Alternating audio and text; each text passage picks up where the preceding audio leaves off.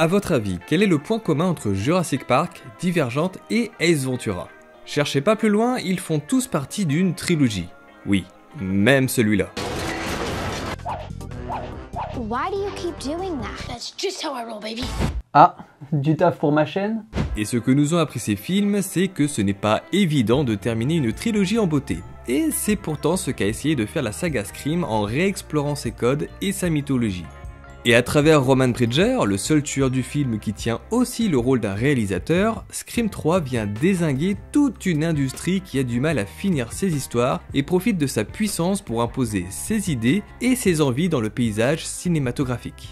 Donc si on aborde un angle plus général, on peut vraiment se demander qui tue qui dans Scream 3.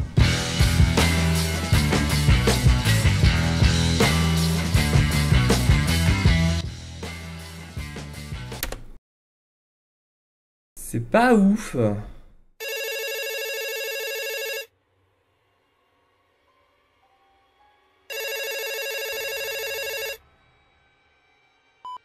Tu as vraiment cru que tu allais y échapper? Que tu pouvais faire ce que tu voulais? Tu crois réellement qu'on a quelque chose à faire de ces films d'horreur pseudo-intellectuels avec leurs critiques de la société? Le peuple veut du sang! Ouais, alors attends, tu m'excuseras, je te mets sur haut-parleur, ok? Quoi?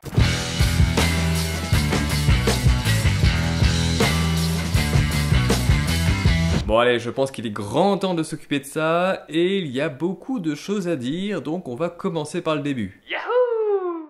Sorti en 2011, soit 11 ans après la fin de la première trilogie, Scream 4 nous ramène à Woodsboro où une nouvelle série de meurtres apparaît.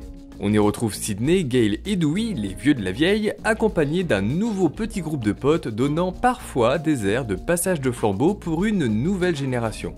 Car si les 3 premiers films parlent surtout aux ados des années 90, Scream 4 s'adresse aux ados et jeunes adultes des années 2000, dont les codes des films d'horreur ont pas mal évolué en une décennie. C'est pourquoi, après la thématique du film d'épouvante, des suites et de la trilogie, ce nouvel opus de la franchise aborde le sujet du remake hyper sanglant. Comme La Dernière Maison sur la Gauche, Vendredi 13, La Maison de Cire, tous sortis entre 2000 et 2010. Et l'Auberge Rouge, avec Gérard Jugnot.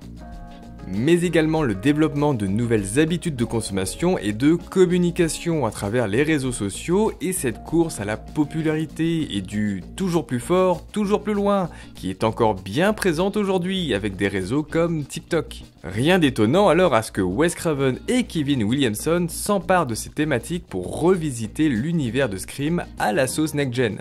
A noter que, en fonction du succès de ce nouvel opus, un Scream 5 et un Scream 6 étaient envisagés afin de former une toute nouvelle trilogie pour cette génération des années 2010. D'une certaine manière, c'est un petit peu comme Star Wars avec la postologie qui raconte une nouvelle histoire, mais en utilisant ce qui existait déjà. Un soir, et 15 ans après le massacre de Woodsboro, Jenny Randall et Marnie Cooper se font une petite soirée film en visionnant Stab 7. Après quelques blagues de mauvais goût, les 2 lycéennes sont attaquées par un individu portant le désormais très célèbre costume de Ghostface. Le lendemain, Sidney, qui revient à Woodsboro pour la promotion de son livre, retrouve Gale et Dewey, tandis que le tueur laisse des pièces à conviction dans la voiture de Sidney et semble la prendre pour cible.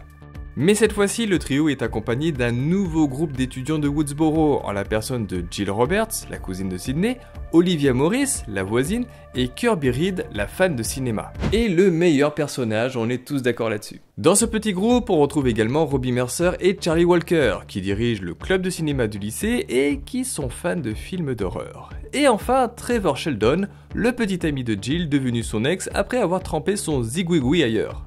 Malheureusement, Ghostface compte bien faire un remake du massacre de Woodsboro et les victimes vont s'enchaîner. Olivia Morris se fera étriper, Rebecca Walter, l'attachée de presse de Sidney, se fera poignarder et jeter du haut d'un toit, quelques minutes après que Sidney l'ait renvoyée d'ailleurs. Ah ouais, rude journée. Manquerait plus qu'elle se fasse plaquer. Ah, on me dit dans l'oreillette qu'on a un témoignage de son petit ami.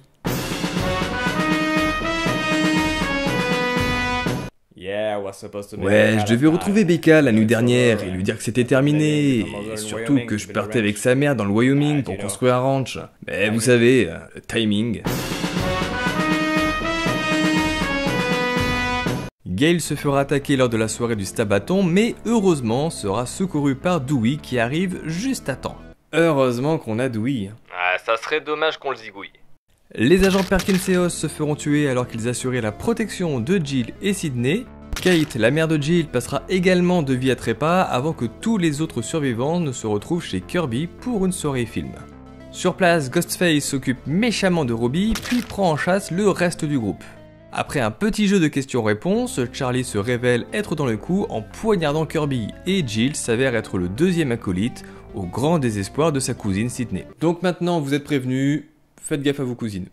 Les deux ados expliquent alors leur plan qui consiste à faire un remake des meurtres de Woodsboro, avec Jill dans le rôle de Sydney, Charlie dans celui de Randy et Trevor dans celui de Billy Loomis. Jill finit par trahir son associé pour être la seule survivante et obtenir toute la gloire qu'elle pense mériter. Mais son plan ne se déroule pas comme prévu. Sydney survit à ses blessures et Dewey comprend que Jill est impliquée. Finalement, le trio, aidé de X, élimine la jeune femme, mettant fin au remake du massacre de Woodsboro. Et bien évidemment, comme on a deux tueurs, il est temps de se demander qui tue qui dans Scream 4. Mais avant ça, quelques petites précisions. Bien que le scénario soit de Kevin Williamson, il a été plusieurs fois remanié par Ehren Kruger, scénariste de Scream 3, et certaines idées ont été abandonnées, comme le fait que Dewey et Gale est un enfant. Également, en tant que début potentiel pour une nouvelle trilogie, le film devait se terminer sur un cliffhanger où Jill est emmenée à l'hôpital, tandis qu'on entend que Sydney a survécu. Jill devenant l'antagoniste principal d'un Scream 5 et Sydney amnésique qui a oublié tout ce qu'il s'est passé. Au final, avec une production aussi chaotique, on se retrouve avec un film pas mal charcuté, avec des scènes qui manquent cruellement de contexte.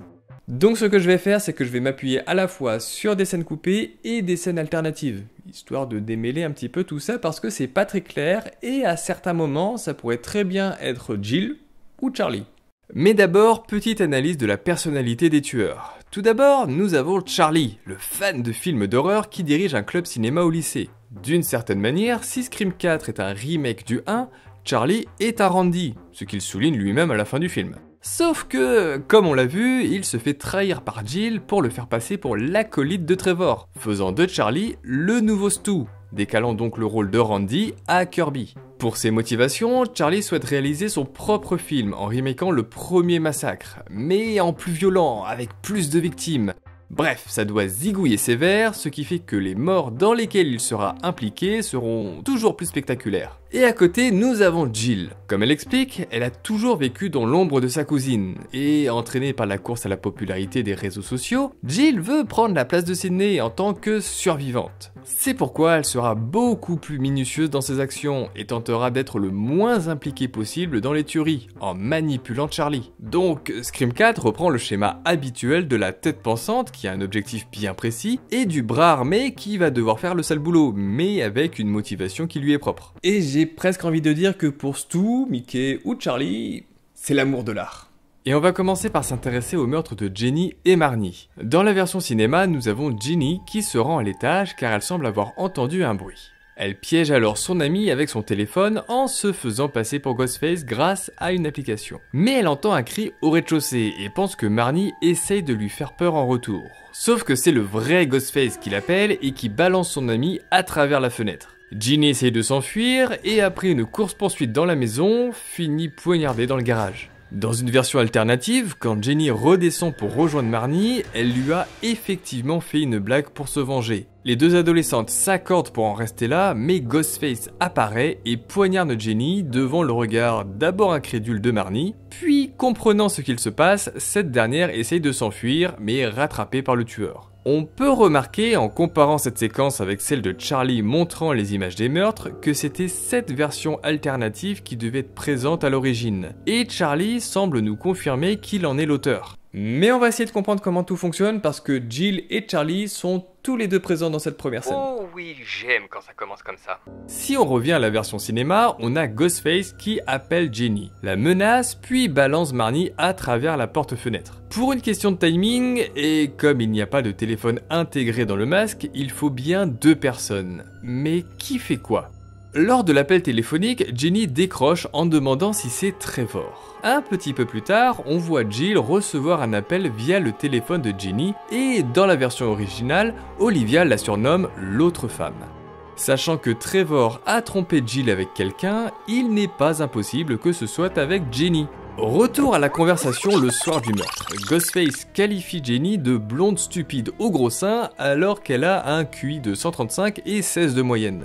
Et de cette simple remarque, on peut en tirer deux choses. Tout d'abord que c'est Jill au téléphone qui, par jalousie et vengeance, veut diminuer psychologiquement sa rivale. Et ensuite qu'ils implantent déjà l'idée de remake en faisant d'elle la nouvelle Casey Baker. Et accessoirement créer un mobile pour Trevor, le petit ami qui a fauté, qui s'en veut et qui essaye de réparer les choses, mais comme ça ne fonctionne pas, il pète un câble et élimine le problème. Et cette idée de remake est présente partout dans cette scène. On a du planter de couteau à la fois dans une porte, mais aussi dans le dos d'une victime. On a une scène dans un garage avec le tueur qui utilise la porte automatique. Et dans une scène coupée, on a même une victime qui finit pendue. Et si Ginny est la nouvelle Casey Baker, Marnie, c'est une chaise de jardin. Donc pour résumer, on a bien Charlie qui porte le costume et Jill au téléphone. Tout comme dans Scream 1, Billy et Stu avaient chacun leur rôle dans l'attaque de Casey. Allez, petite interlude avec la scène entre Jill, Olivia et Kirby dans la voiture. Comme on l'a vu, Jill reçoit un appel du téléphone de Jenny. Olivia annonce qu'elle a eu le même appel depuis celui de Marnie, un petit peu plus tôt dans la matinée. Dans une scène coupée, l'agent X informe que les téléphones ont disparu. Pas besoin d'avoir fait Harvard pour comprendre que c'est Charlie qui les a récupérés et les utilise. L'objectif est clair, innocenter Jill. Ce même matin, Sidney se rend à la librairie pour faire la promotion de son livre. Encore dans une scène coupée qui se déroule le soir même, on apprend qu'elle ne souhaite pas aller à son hôtel tandis que Rebecca lui apporte ses valises. On peut alors imaginer que le matin, Sidney est allé directement à la dédicace à la librairie sans faire de détour. Charlie, au courant de cet événement, a donc profité de cette occasion pour placer les pièces à conviction dans le coffre de la voiture. Et d'ailleurs, on y retrouve un téléphone, potentiellement celui de Marnie, que Charlie a utilisé pour appeler Olivia, s'en débarrasse, et va ensuite appeler Jill avec celui de Jenny. Ce qui donne bien un alibi à Jill, car dans Scream, les protagonistes partent du principe qu'il n'y a qu'un seul tueur. Même si nous, spectateurs, nous savons que ce n'est pas le cas. Et Scream 3 alors? T'es hilarant. Concernant le meurtre d'Olivia, c'est évidemment Charlie qui porte le costume, étant donné que Jill est en train d'assister à la scène depuis la maison voisine. Mais on va quand même prendre le temps d'analyser ce qu'il se passe. Jill est au téléphone avec Olivia, tandis que Kirby reçoit un appel de ce qu'elle pense être Trevor.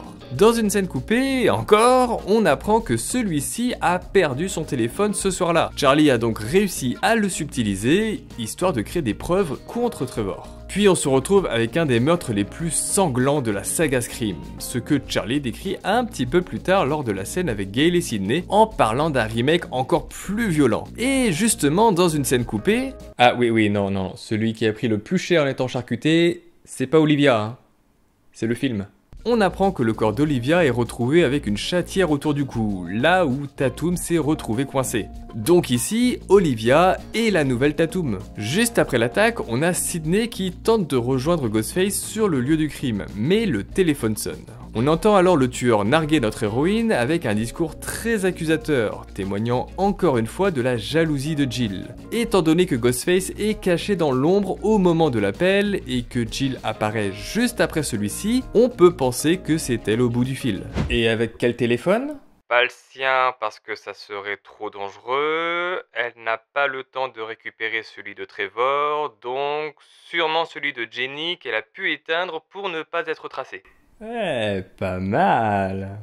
Allez, on reste dans la partie facile avec le meurtre de Rebecca Walters, l'attachée de presse de Sidney. Juste après s'être fait attaquer par Ghostface, Jill est emmenée à l'hôpital pour examen. Dans la scène coupée de l'hôpital, on remarque qu'elle est accompagnée de sa mère et mise sous surveillance. Rebecca étant présente sur place quand elle se fait virer par Sidney, c'est donc dans le parking de l'hôpital qu'elle fait la mauvaise rencontre. Étant donné que Jill n'a aucun moyen d'être seule, c'est donc bien Charlie qui s'occupe aussi de ce meurtre.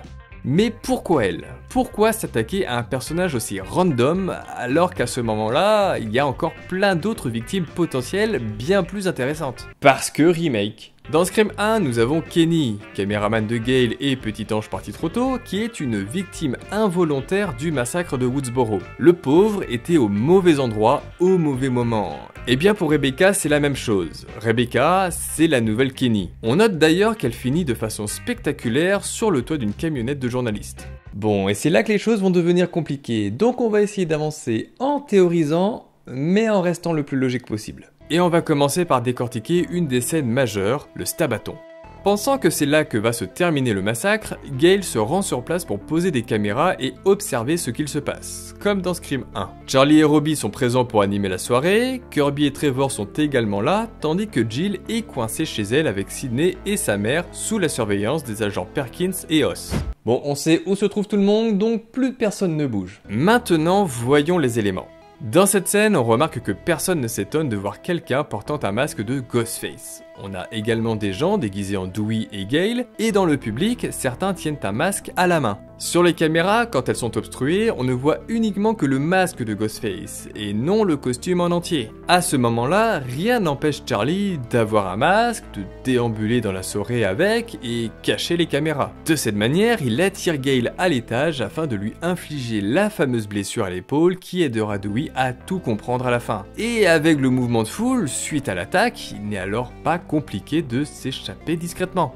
Mais il est vrai que ça aurait pu aussi être Jill qui a son propre alibi en étant coincée chez elle. Elle s'échapperait par la fenêtre de sa chambre pour rejoindre la soirée, faire l'attaque pour créer un alibi à Charlie et revenir ensuite chez elle pour la scène suivante. Mais c'est vraiment se compliquer la vie pour rien. Surtout que c'est là que les choses sont extrêmement compliquées. On revient un petit peu en arrière. Pendant que les autres sont au Stabaton, Jill est coincée chez elle avec Sidney pendant que sa mère est partie faire des courses. On a les agents Perkins et Oz qui font de la surveillance et des rondes autour de la maison. On remarque tout d'abord que Jill les épie, sûrement pour préparer son plan pour la suite des événements.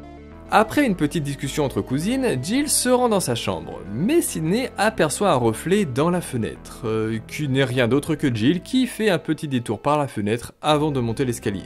Puis attaque au Stabaton avant d'arriver à la scène qui nous intéresse, le meurtre des agents Perkins et Oz. Le problème de cette scène est qu'il se passe beaucoup de choses en très peu de temps.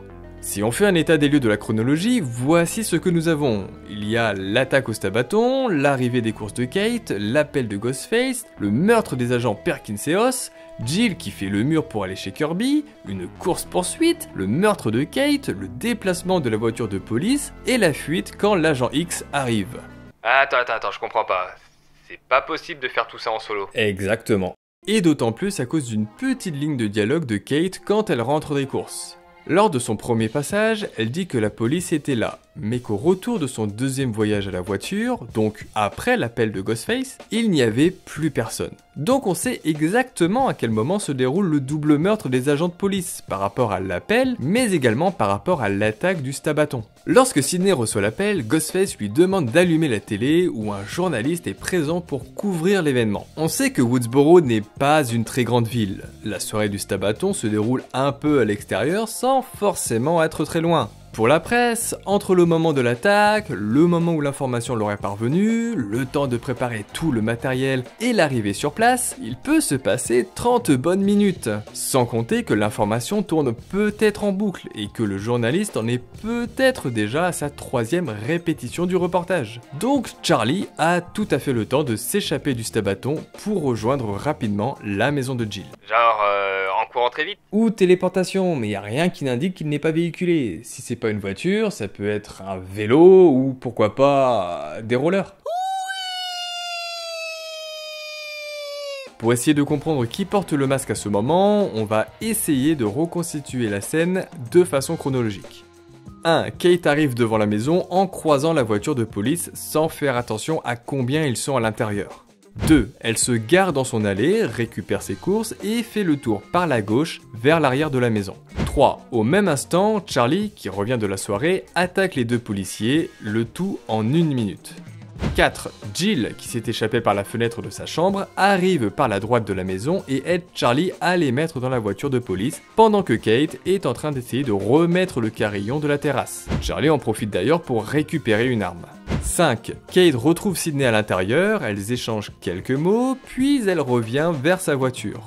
Jill s'est barrée pour déposer la voiture de police 2 pâtés de maison plus loin. 6. Sidney reçoit un appel de Charlie qui s'est planqué dans un buisson pendant que Kate retourne à son coffre. 7. Sidney monte à l'étage pour rejoindre Jill, mais découvre qu'elle a fait le mur en demandant à Kirby de venir la chercher. 8. Sidney redescend et retrouve Kate dans la cuisine qui a pris le temps de remettre le carillon. 9. Une fois que la voiture de police est déposée, Jill peut retrouver Kirby à un point de rendez-vous et partir chez elle. 10. Charlie attaque Sydney et Kate. Comme ça, tout tient dans le timing hyper serré. Mais sans la ligne de dialogue de Kate, le meurtre des agents Perkins et Oz aurait très bien pu se dérouler au même moment que l'attaque du Stabaton, impliquant donc Jill sous le costume, beaucoup plus de temps pour cacher les corps et donc également être responsable de la mort de sa mère. Mais heureusement, avec notre scénario, les choses restent simples. Par la suite, Charlie se rend à la porte arrière de la maison en longeant le mur de droite, selon le reflet dans le carillon. En le voyant, les deux femmes font machine arrière pour aller à la porte d'entrée. Beaucoup pensent alors que c'est un deuxième Ghostface qu'on voit, alors que c'est toujours Charlie qui a juste eu le temps de faire le tour de la maison. On remarque d'ailleurs une petite ellipse dans la course-poursuite qui donne quelques secondes bonus à Charlie. Heureusement que, comme tout bon tueur, il a un bon cardio.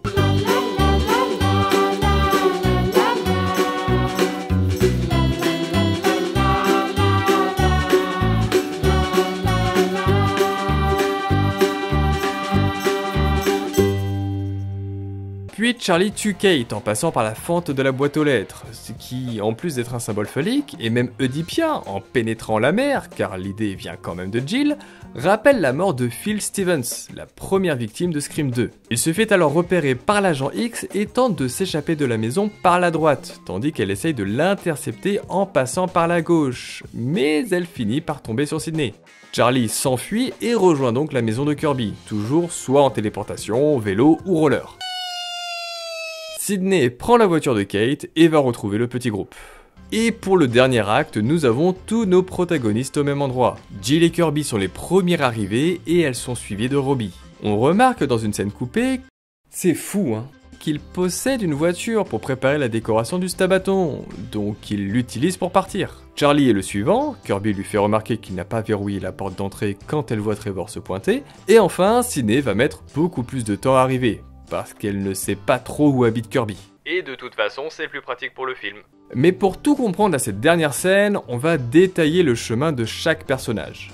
Quand il arrive, Trevor explique qu'il a reçu un SMS de Jill sur son nouveau portable. Évidemment, dans le plan de Jill, Trevor devait être sur place, donc c'est bien cette petite menteuse qui lui a envoyé. Prétextant qu'elle n'a pas son portable, elle va checker dans la voiture de Kirby dans le but d'attirer Trevor à l'extérieur, permettant à Charlie et Kirby de flirter pendant que Robbie est en train de se mettre une mine. Remarquons d'ailleurs que Charlie et Jill sont les seuls à ne pas boire d'alcool. Dans une scène coupée,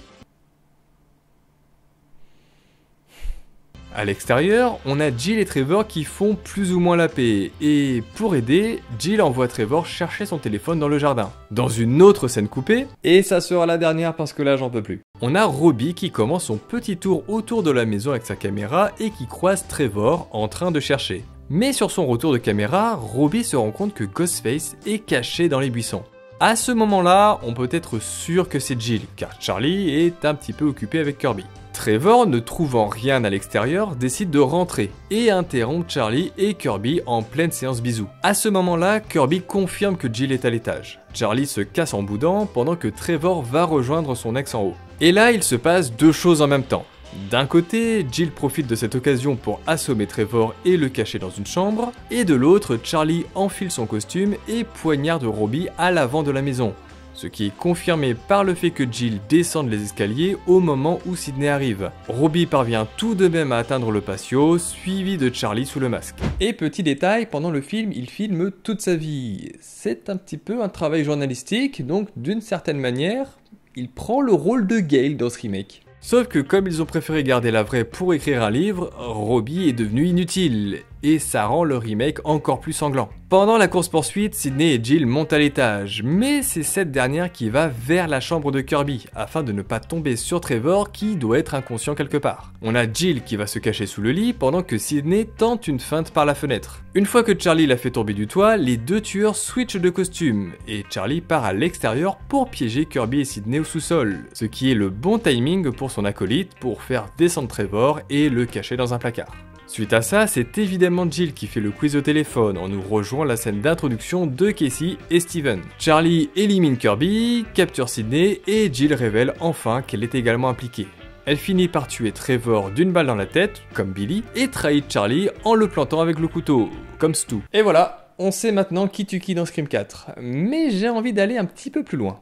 Même si son personnage n'est pas des plus appréciés du public, Jill n'en reste pas moins la plus grande manipulatrice de la saga Scream grâce à toutes ses connaissances de l'affaire du massacre de Woodsboro. Comme elle l'explique, son plan est de faire accuser Trevor pour qu'il soit le nouveau Billy Loomis. Depuis le début, elle suit une ligne directrice bien précise où tout est calculé et elle n'hésite pas à s'inspirer des meilleurs, dont un précédent tueur, Madame Loomis. Toujours pas de prénom? Ah, on ne prononce plus cette phrase ici. Rappelez-vous, on avait découvert que Mickey était gaucher, et pour camoufler son implication, son associé utilisait également la main gauche. Dans Scream 4, on sait que Jill est droitière, mais quand elle poignarde Sidney et Charlie, elle utilise la main gauche. Pourquoi, me direz-vous? Eh bien parce que Trevor est gaucher. Si on observe le personnage à travers le film, on ne le voit que très rarement interagir avec des objets, mais on a deux indices qui pointent dans ce sens. Tout d'abord, et le plus évident, quand Jill s'inflige des griffures et se fait arracher les cheveux, elle utilise la main gauche de Trevor, et c'est de ce même côté qu'elle dépose le couteau. Aussi, tous les deux ont été en couple, donc il y a quand même pas mal de chances pour que Jill sache si son copain était gaucher ou droitier.